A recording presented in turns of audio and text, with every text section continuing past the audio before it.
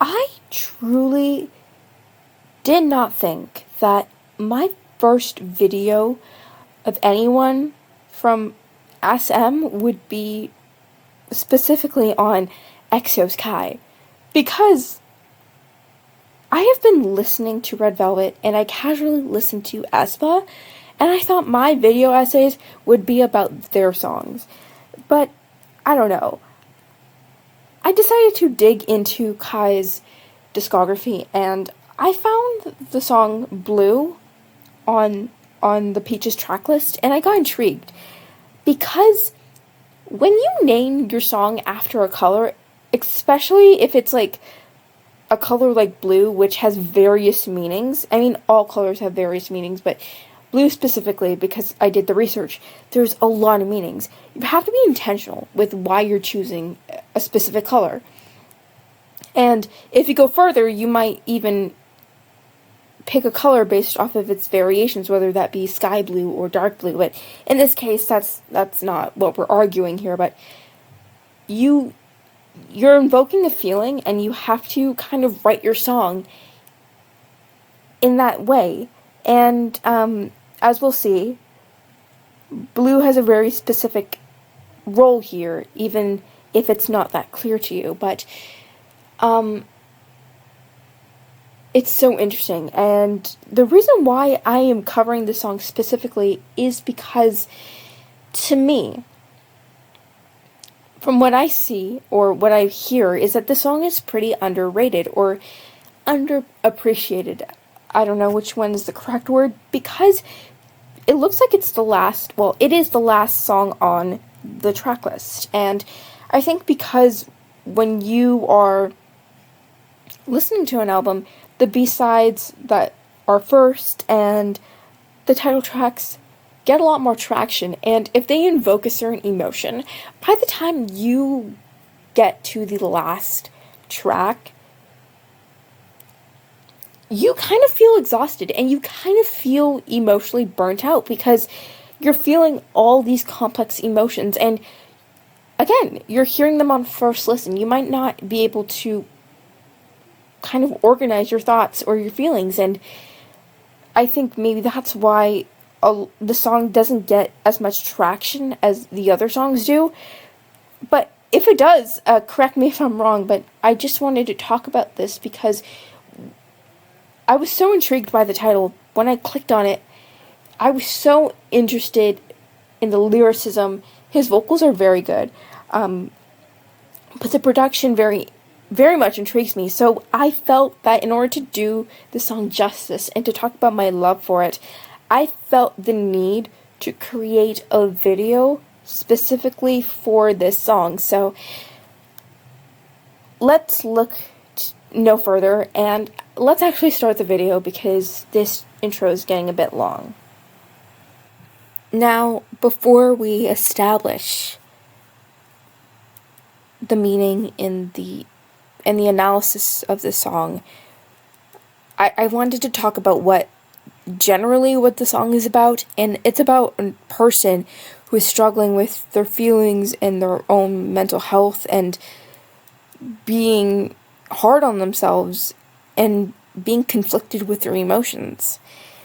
But the way it's produced on the surface level, it's one of those songs that if you were to absentmindedly listen to this and vibe to it while you're doing homework or studying or even sleeping, it's a very calming song. It's really relaxing, but when you take a step further, it's just pretty sad to read. And to me, I don't feel like the narrator has a loss of identity, but rather they're being stuck in their own identity. And it almost feels like, once you start digging a little bit deeper, that the narrator is stuck in one place and everyone's moving like 50 times faster than them, and they just can't do anything. So I decided to record how I felt before I read the lyrics and after I read the lyrics.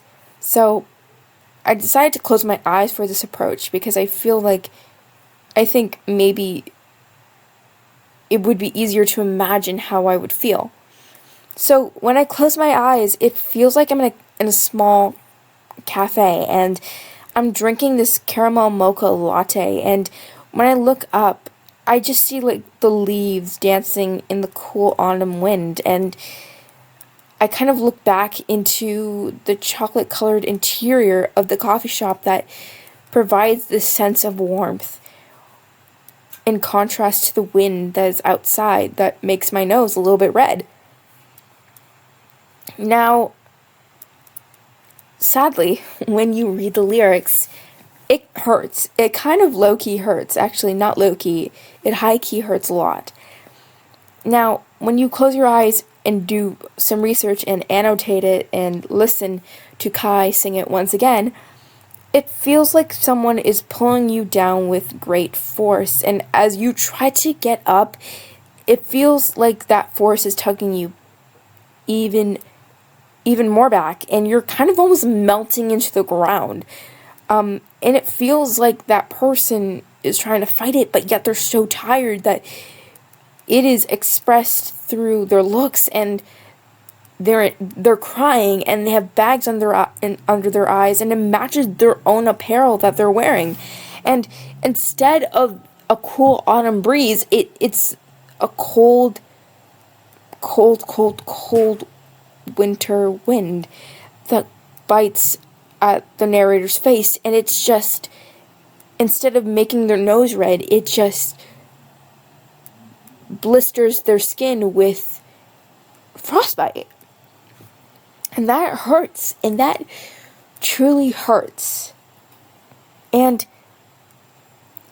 it makes me quite sad, because the production, I want to circle back specifically to the production, because I love lo-fi, but it's so interesting that they chose lo-fi to be on a song that is as sad as this. And I had to sit down and I had to think about it, because why would you choose lo-fi? Because lo-fi is so calming and so positive. I didn't understand. So I decided to find the meaning of what the purpose of lo-fi is, and even though it's pretty obvious, I might as well do a bit of research. And I don't know if all of you know this, but like, I found the website Calm, and actually Calm is an app for meditation and relaxation. So I did some digging, and I found this bit in one of their articles, actually. Unlike an energetic or lyrical heavy song, lo-fi tends to please mellow tempos and gentle sounds to help slow down the heart rate and ease tension by making it easier to wind down. The gentle static or imperfections of lo-fi can also create white noise, masking disruptive sounds and helping the brain to relax. I found this explanation very interesting, in fact, because it kind of makes sense why lo-fi is used in that way. But, you know, it's pretty obvious why lo-fi is used. I mean, if you look at various lo-fi channels on YouTube, it will say in brackets that it's meant for homework, studying, or sleeping.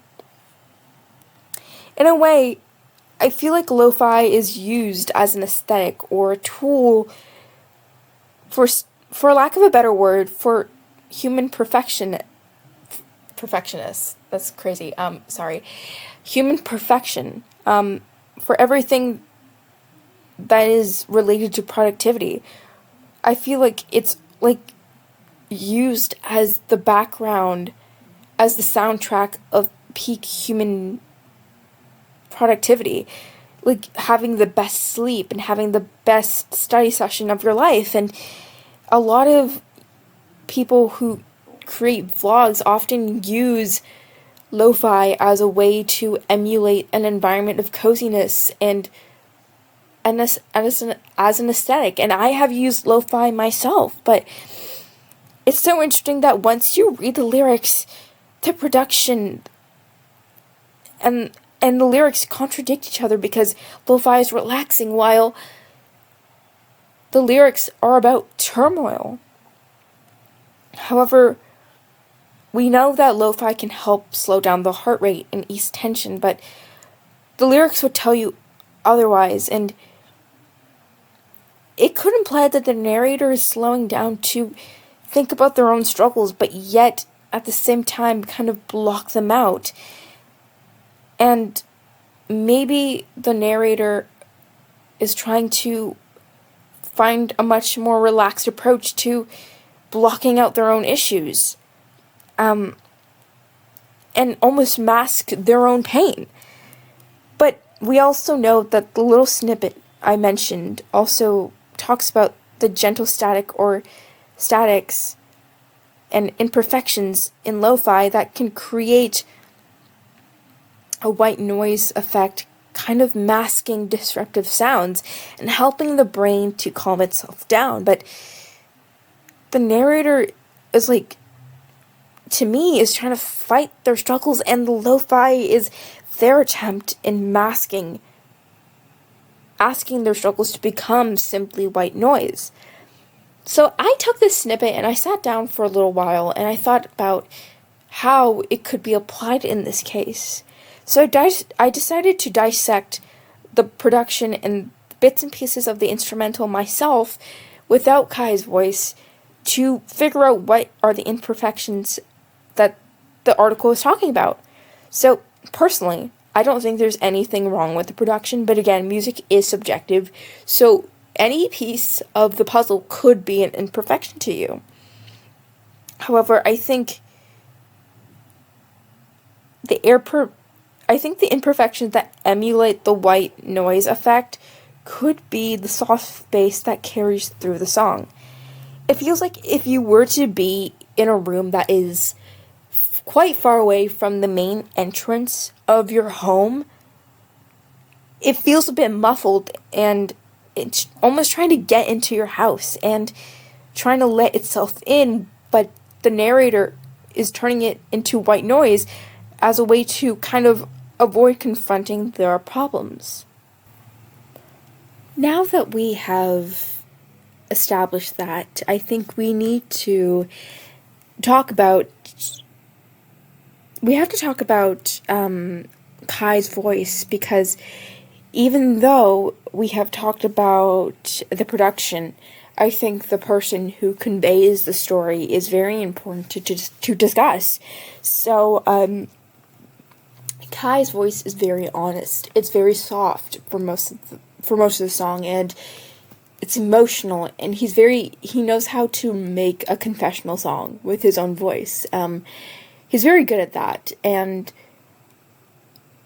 he's very vulnerable, and the sense of softness that is laced within the entire song, showing that the narrator is having a hard time with their struggles. It's so beautiful, and I love when he actually does add strength and intensity to his voice. It is when the song has a little bit more hope, has a little bit more positivity to it, almost conveying that the narrator does want to get better. So, I always found that kind of very heartwarming and very beautiful, and Kai does a beautiful job in presenting this song vocally. One thing that I have to mention is, before we get into the lyrics, I think we need to talk about the song title itself, Blue. Because from my understanding, it is not really mentioned in the song itself, but I know it's also not normal, but it's not like an out of the blue thing where the singer doesn't mention the name of the song at all. Like Seven Rings by Ariana Grande, that's not explicitly mentioned everywhere or anywhere in the song. But I feel like Blue could be easily inserted, but I think we need to really understand why and the significance of blue, because it could have been inserted because I'm blue seems like a pretty common expression, even if it even if it feels a little bit old-timey, in my opinion. But I think we need to understand the significance of blue. So, according to Very Well Mind, blue is often a color that is found in nature, such as pale blue in the daytime, or the rich dark blue of the deep pool water. This is perhaps why we describe blue as a calm color. However, blue is often sometimes seen as distant. Okay, pause. I find that very interesting because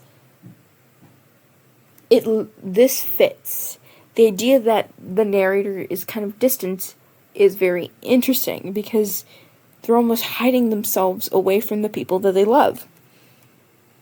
And again, the website mentions various times, or specifically that, like, blue has various meanings, and colors have different meanings for everyone because of what they represent culturally or how it is used in their framework of life. So, as a reminder, blue doesn't always have to be concrete within the meaning that people put onto it. But it does establish that blue can mean calmness and relaxation, but also sadness at the same time. And I think it reflects the song beautifully as the production itself creates a soft, relaxing atmosphere while the lyrics invoke a sadness onto the listener. And now that we basically have approached all of this, and we know that blue has this significant meaning, I genuinely feel that a lot of you might be asking, why are we talking about all of this when we should talk about the lyrics first? Because that is the main part of the story, right? We know this is emotional, so we have to focus on the lyrics, but I genuinely felt the urge to talk about the other elements, such as the production and the smaller bits and pieces, whether that be his vocals or little details, basically, and to talk about them, because even though this is an interpretation of someone's artwork, and that might not have been the intention of how I interpreted it, I felt the need to at least express my love for these smaller details and to kind of find a way to provide a little bit more context before we actually talk about the lyrical content, so we can genuinely enjoy and appreciate the production and the love that went into the artwork, which is the song, and to enjoy what went into it. I just wanted to cut in here because I wanted to add something, but I didn't really know how to add on to it to the original, because I'm editing right now, I just wanted to add something. I was recently watching an interview of Kai, and he mentioned that blue was actually the hardest, and it took the longest to record. And the reason why was because it was because of the overall mood, but of course the lyrics were obviously difficult, but it speaks calmly of, to quote him, it speaks calmly of the emotions in a healing way to oneself. And I find that to be very interesting because from our analysis, we kind of have established the fact that the narrator is pretty chill in how they approach a very difficult thing that they're struggling with, and it's almost as if they're tolerant of their own pain. It's almost jarring in a sense. And Kai goes on to say that it's a track that speaks of someone telling you it's okay, and that their emotions of wanting to be alone while still longing to be recognized and held tightly. So it's interesting how, before we actually get into the lyrical content, because I feel like having the original artist have a word on their own song and the process that came with it, I think that is very important to understand. And he also continued to say that it was difficult in figuring out how to express these emotions, which is so understandable, because the song feels like a cry for help with the amount of struggling and the amount of pain and that the narrator kind of calmly talks about. Because I think we know a lot of people who are willing to just talk about something that's painful and not be emotional about it at all, and yet they have this sense of calmness. And I feel like Kai goes on further to say that because if I focused too much on the vocals, I feel like I was losing the emotions. And that made me sit down for a minute, because that was interesting, because this song is interesting because I feel like the focus is not a majestic, a beautiful vocal performance. No, I think it's specifically about the raw emotions of the narrator, so to say. And it's very interesting how how the importance of being able to tell a story and understand that vocals have a time and a place, and the goal is to tell a story that, in order to invoke a sense of rawness. I think that's so interesting, because as we know, SM vocalists are very expressive with their vocals. So finding that balance, I found that interesting for him to say, because, being able to, I think the goal was to be straight up with how he felt, rather than being artistically very expressive. Well, not artistically, but vocally very expressive. Because I think it wouldn't work well with the production if he was being very vocally complex, not until the end, but of course he pulled a high note. But other than that, being vocally complex with such a calming track would be it would highly contradict each other. And even though this song is about contradiction in a way, of course there has to the artistic intention of having a musically pleasing experience for the listener. I think that is kind of the priority. So anyway, I just wanted to add this in here. I will link the interview in the link, because it was a pretty adorable interview. So I just wanted to insert that in here. So yeah, I guess this is enough context about the song itself before we actually talk about the lyrics. So I'll just get back into explaining the lyrics now, because I don't think at this point I have actually spoke one word about the lyrics. So the first lines of the song, the first verse that I will read out to you is, "I don't even know what I want now. Am I lonely, or do I want to be lonely? I see my absent-minded reflection in the mirror, and the me that I knew is stuck there, and little by little, everything is becoming cloudy. Yeah, I'm lonely. Yeah, I'm lonely." As you can see, the narrator is conflicted about what they should do, and I think we all have this phase in our life where we don't actually know what to do.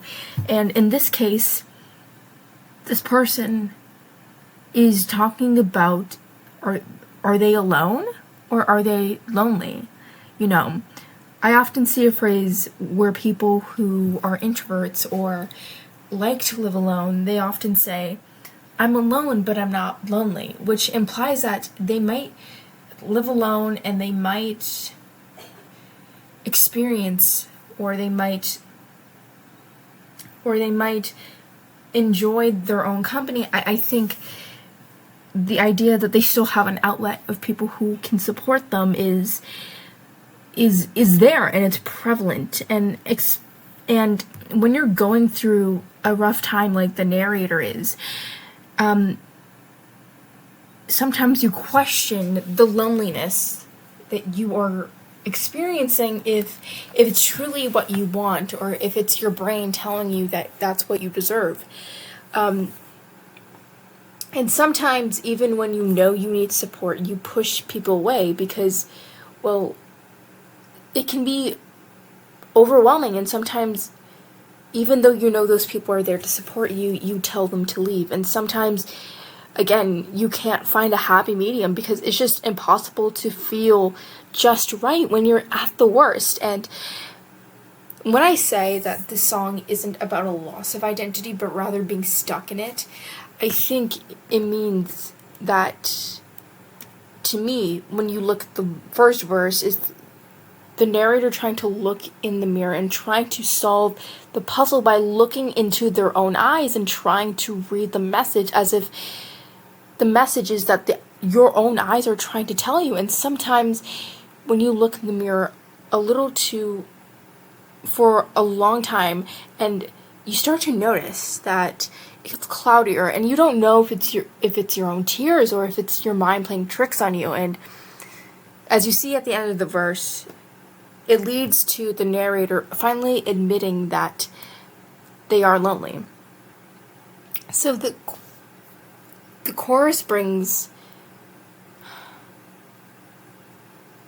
another level of hurt, because it hurts because when you read the lyrics, they let you know that they're feeling hurt, but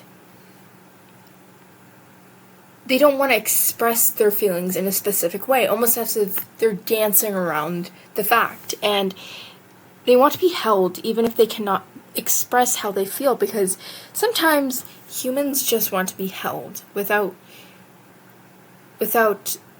speaking, because sometimes that warmth of a hug can trigger some kind of peace and kind of trigger a pathway into healing. As you can see, the narrator actually tries to talk about how they feel, and it doesn't work out because they cut themselves off. And I think this represents how difficult it is for them to talk about their own feelings. And it seems that life is so overwhelming and so harsh that they kind of just want to stop the world, and they want to take a breath, because,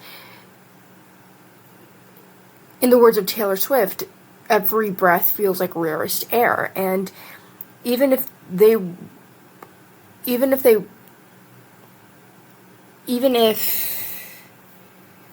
it sucks, because even if they try to, as we've previously seen, they struggle with communication, because sometimes when we are so self-conflicted and we want peace, understanding that we want peace can actually be hard to discover, and it can be a painful road. So as you can see in the post-chorus, the narrator starts to slightly open up and admit to the listener that this cycle has been happening every single day. The narrator actually does a pretty good job in attempting to open up and talk about their difficulties. And I have a theory, and by the way, I'm talking about verse 2, but I have a theory that I think this is a story that's happening over a certain amount of days or a certain amount of time, because I think this is a story about healing, and I think healing takes time. So I personally feel like this is taking place over a certain period of time. And as we can see in in the lyrics, that they admit to being burnt out, and simple things like greeting your friends or simply doing normal activities, as an example of, greeting your friends, has become a burden because of how disconnected they are and how tired their brain is from the rest of their world, and they're not engaging in life like the way they used to. And it seems that, especially in terms of their own friendships, they feel almost guilty about not being a good friend, and the lyrics imply that it holds the narrator down. Now, the pre-chorus / chorus, because Genius is phrasing them as both, but it repeats the same lines as before, as the pre-chorus / chorus. I don't know what's going on there, but I found it interesting that they didn't change up the chorus from before, and they kept it the same. And to me, I think this symbolizes that healing from mental health struggles, or just struggles in general, is not linear. It's not linear. That's crazy. I'm sorry. Linear. And healing can mean that you might go back, you might go 1 step forward and 3 steps back, and I don't know. I thought it was important to know that even if you're making progress, it's okay to be able to know that you might have a few days where you might fall back into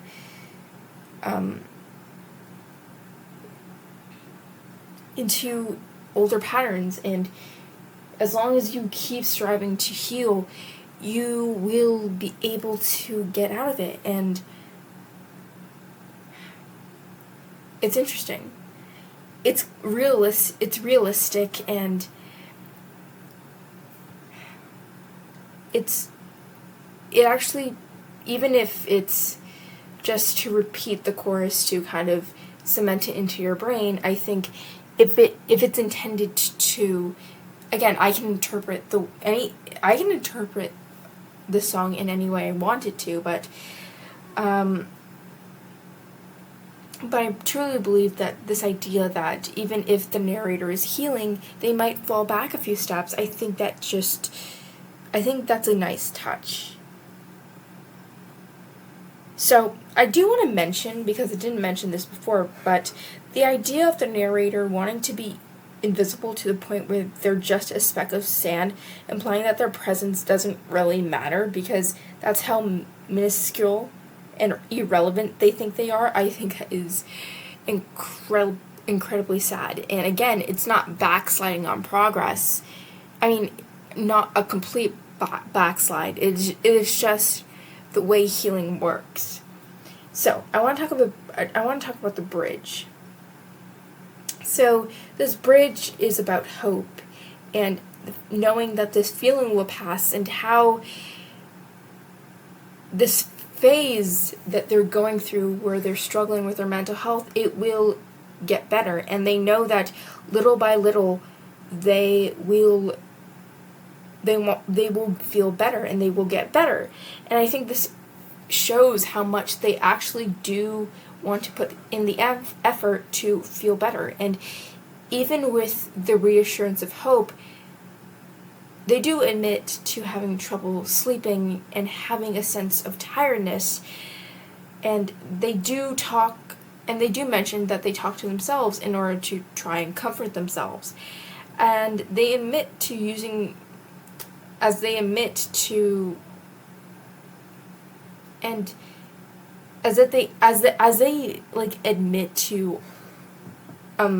doing these things, I think it shows that, again, even if we are still going through this journey, knowing that the narrator is still opening up about their own issues and their own struggles, and they're trying to find ways to make themselves feel better, shows the effort by the narrator to want to get out of their situation. I want to talk about the outro, because the outro feels like a plea for someone to hold on to them every day and comfort them, because they feel like they don't know who they are anymore. And I think it shows that that's how much damage their mental health struggles have brought onto them. And sometimes pain can be so painful that you just want to be held and be told that it's going to be okay. And I find this intro to be, this outro to be intriguing, because the narrator explicitly states they do not know who they are, and yet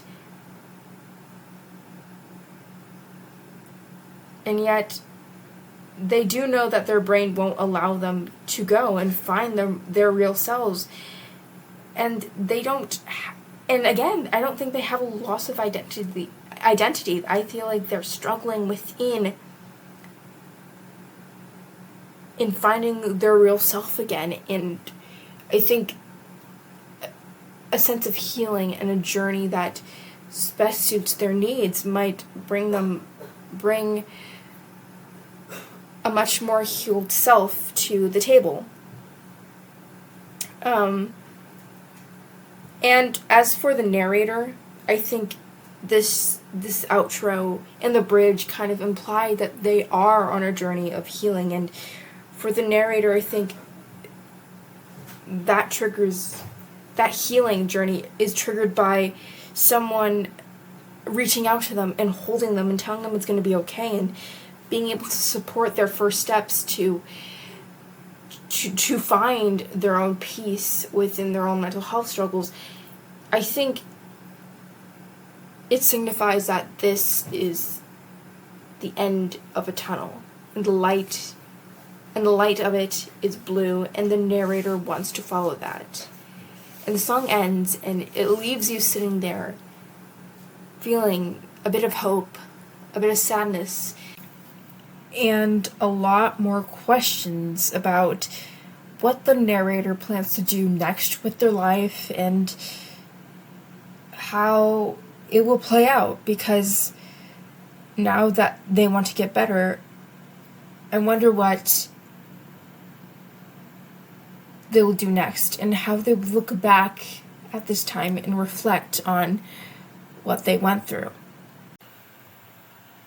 So, yes, this is the end of the analysis, but I feel like I just wanted to add that I feel like music has this power where you might be having the worst experience and you might not be able to find the words to explain how you feel, but a musician can somehow paint how you feel in the most beautiful way and in the most accurate way. And I feel like music has this power to be the voice that you might not be able to have on your own. And I think this song is a beautiful example of that, and it shows that a person who wants to get better is struggling in their story, and how everything has been going for them and how bad it's been. And I think this song is, I don't know if it's been a voice for so many people who may be going through the same struggles as the narrator in the song. And I don't know if I think genuinely when I listen to this song, it just feels peaceful, but yet it shows how complex human beings are, as the production and the lyricism and the vocal expression piece together and create this painting of how complex humans are when they feel emotions. And it doesn't villainize anybody, but yet it shows how intricate our choices are and how the narrator feels like they're affecting people. And I like that there's not villainization, but rather acknowledgement and a point that is being made in order for the narrator to heal. So yeah, that's all I had to say about this video. I know it's gotten way too long, and yes, thank you for watching this video, and I can't promise when the Blackpink video will come out, so yes, thank you for watching this video, and I'll see you next time. Bye!